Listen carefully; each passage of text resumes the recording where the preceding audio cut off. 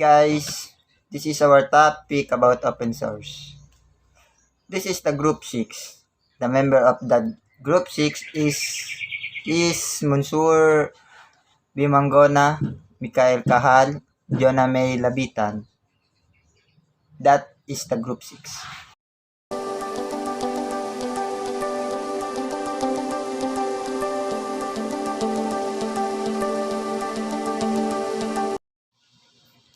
First, introduction. Open source software and the emergence of an inter-open source movement have practical, political, economic, and ethical ramifications for software development and software use. In this presentation, we examine ethical issues that have been raised by open source software and its challenge to commercial software models.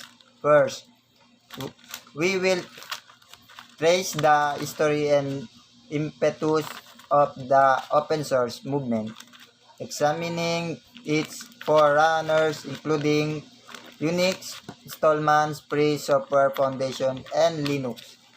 We will define open source and examine its development model. Lastly, we present the ethical issues raised by OSS and attempt to demonstrate how human value are interwoven with the economic and technical choices that OSS afford. One explanation to introduction. For software creation and use, the establishment of whole open source movement has practical, political, economic, and ethical repercussion. We look at the ethical issues that open source software has raised as well as how it was challenged commercial software model. Next, proceed. Define open source. Open source software. It's software that is distributed with its source code, making it available for use, modification, and distribution with its original rights. Source code is the part of software that most computer users don't ever see. It's the code computer programmer manipulate to control how program or application behaves. Programmers who have access to source code can change a program by adding to it, changing it, or fixing parts of it that aren't working properly. OSS typically includes a license that allows programmers to modify the software to best fit their needs and control how the software can be distributed. For me, open source can see that what's going on computer and can running a program, you know what doing and know how it's doing it, and other people can use that code and share freely. A brief of history of software development. In early days, computing programmers and developers software learn from the other to involve the field of computing. Eventually, due to the commercialization in 1970 and 1980s time period, this collaboration get distributed. However, However, in the field of the software developed, likely many technologically failed.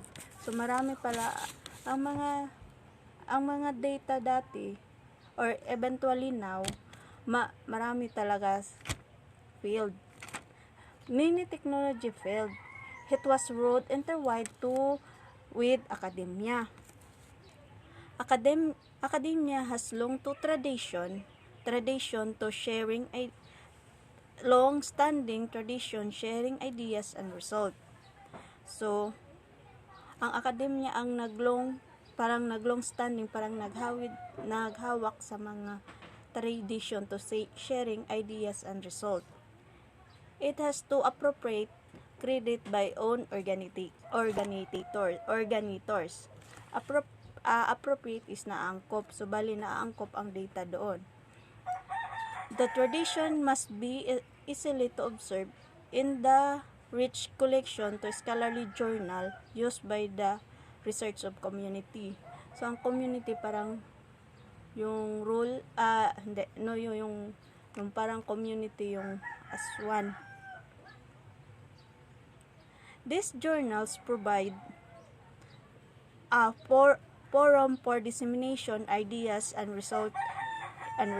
Forum is public meeting or for open discussion. Dissemination, which the act to process to disseminating or spreading something discussion. And result in addition. Provide to a vehicle to researcher to advance new idea, enhance to quality existing theory. So bali mag-provide siya a new ideas or mga learnings about sa existing theories. In this tradition are deeply ingrained to the computer science and software engineering academic community. Bali nag-research sila to investigate to experimentation and to discover the interpretation of fireworks. Deep inside the ingrained are likely not to change. Dili siya pwede ma-change. Ethical issues in OSS. Ethical issues that might explain the motivation of the OSS. Autonomy, quality, and accountability. And we will close with analysis of open source can be considered a public good. The open source software development community. In the open source software development is 195 community emerged out of parting on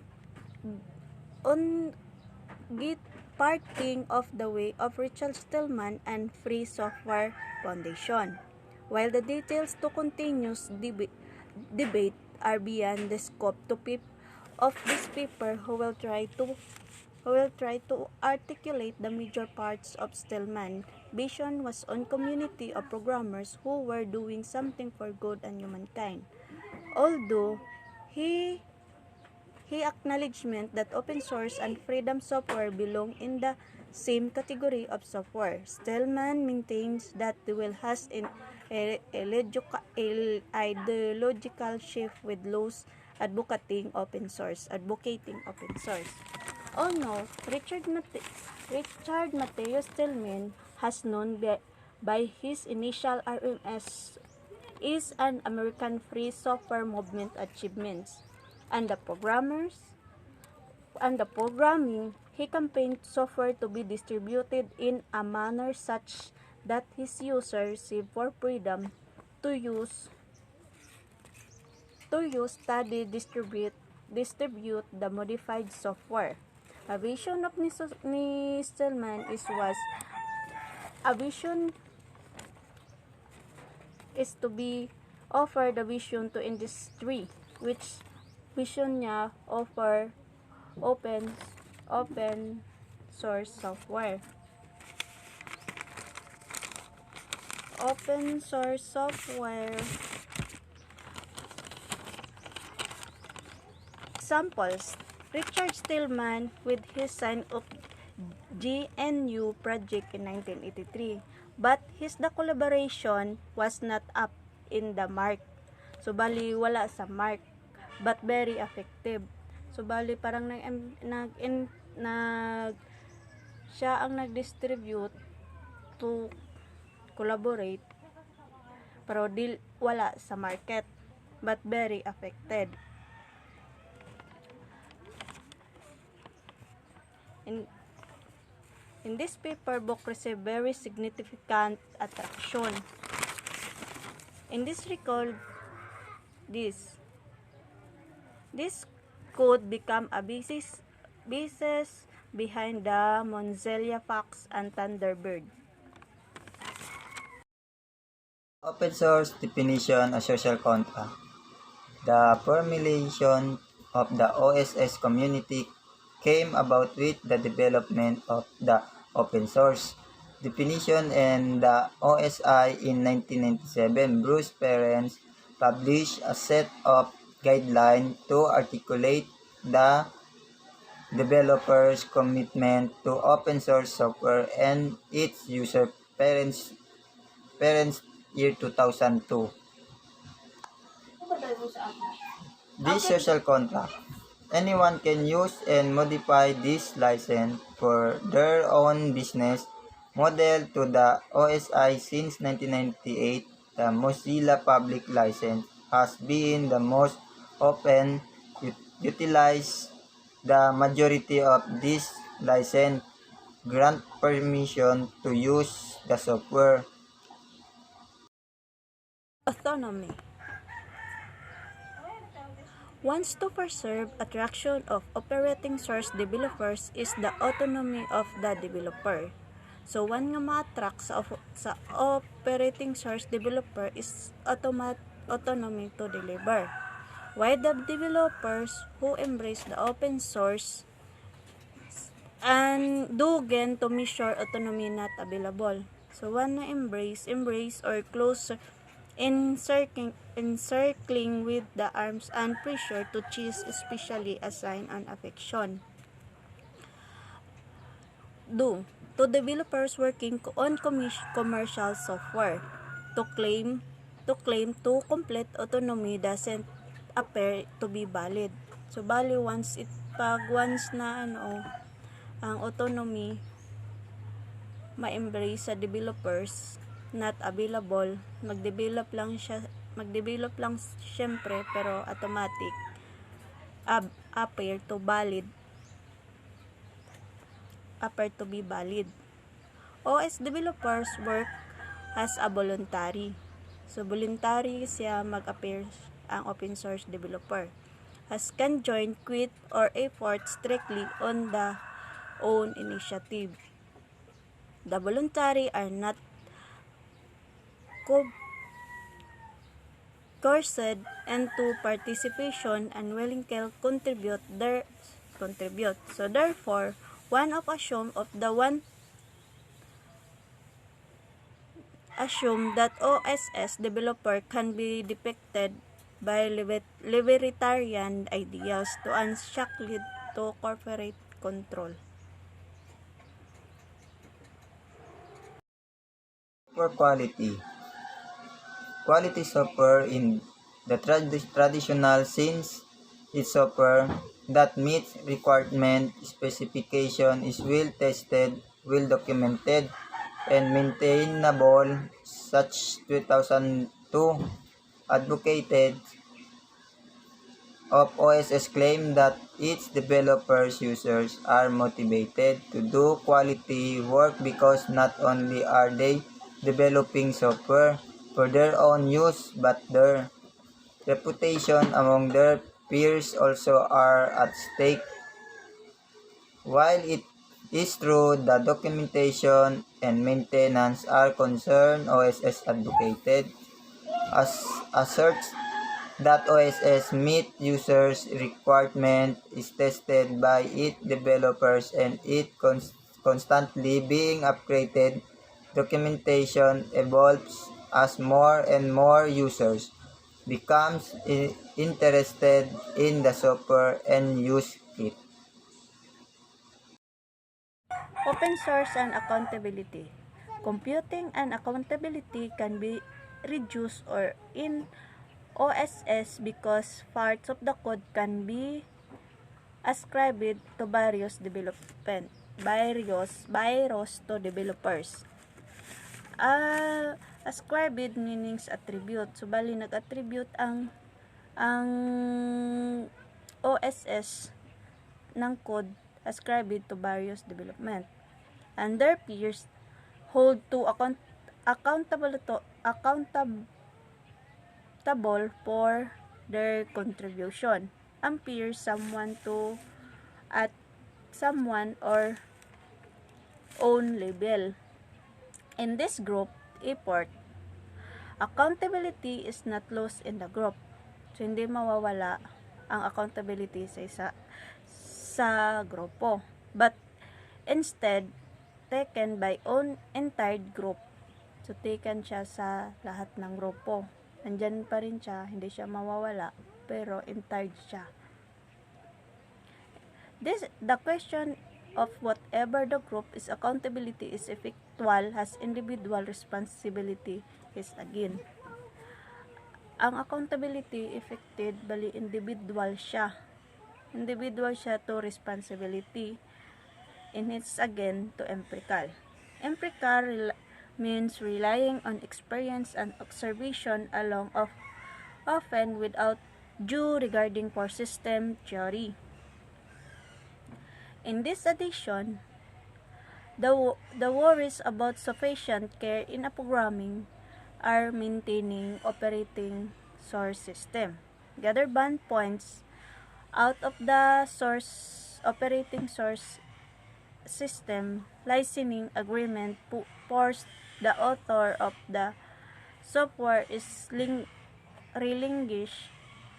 Developer had to write to withdraw the software can be used.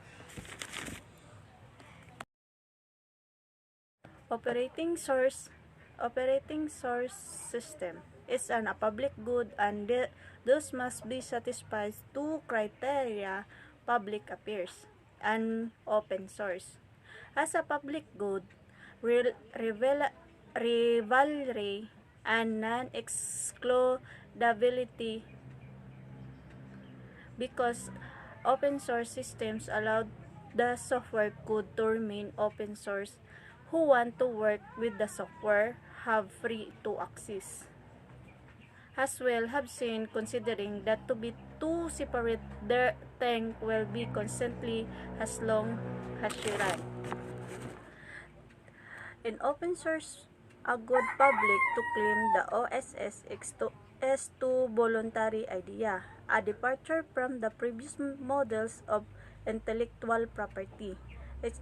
It's worth to examining, although clearly distinct from the commercial models of software development.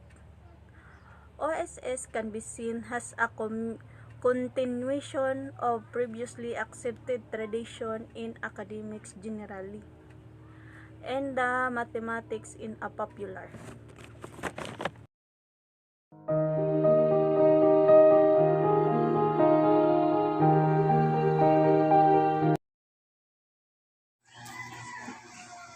For my group mates, thank you for participate.